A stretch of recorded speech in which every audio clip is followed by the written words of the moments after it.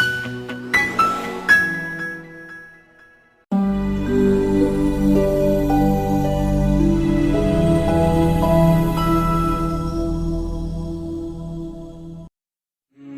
இனிய இஸ்லாமிய சொந்தங்களுக்கு அஸ்ஸலாமு அலைக்கும் வரஹ்மத்துல்லாஹி வபரகாத்துஹு. நோன்பாகிறது இஸ்லாத்தின் கடமைகளில் ஒன்றாகும். அப்பேற்பட்ட நோன்பை விடுவதின் தீமையை குறித்து இந்த ஹதீஸில் நாம் பார்ப்போம். நோன்பை விடுவதன் தீமை. ஹஜ்ரத் அபூ ஹுரைரா ரலியல்லாஹு அன்ஹு அவர்கள் அறிவிப்பதாவது, எவர் ரமலான் மாதத்தில் மார்க்க சம்பந்தமான எந்த காரணமும் இன்றி நோயின்றி வேண்டுமென்றே ஒரு நாள் நோன்பை விட்டு விடுகிறாரோ அவர் ஆயுள் முழுவதும் நோன்பிருந்தாலும் அதற்கு பகரமாக அதனை கலா செய்தவராக முடியாது என ரசூலுல்லாஹி ஸல்லல்லாஹு அலைஹி வஸல்லம் அவர்கள் அருளினார்கள்.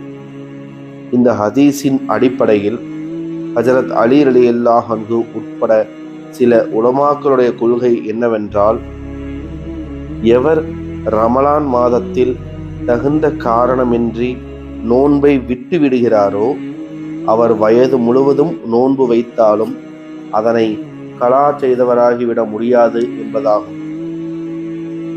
ரமலான் மாதத்தில் நோன்பு வைக்கவில்லையானால் ஒரு நோன்புக்கு பதிலாக ஒரு நோன்பு கலா செய்தால் நிறைவேறிவிடும் என்பதுதான்.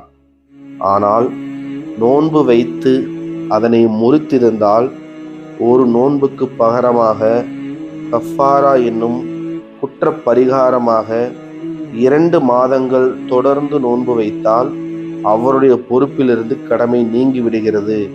எனினும் புனித ரமலானில் கிடைக்கின்ற அந்த பரக்கத்தும் சிறப்பும் கிடைக்கப் பெற முடியாது. இந்த ஹதீஸின் கருத்தும் அதுதான். அதுவும் விடப்பட்ட நோன்பை கலா செய்தவருக்கு இந்த நிலை என்றால், இக்காலத்தில் பாவம் புரிகின்ற சில மனிதர்களைப் போல் அறவே நோன்பு வைக்கவில்லையானால் அவர்களின் வழிகேட்டை நாம் என்னவென்று கூறுவது?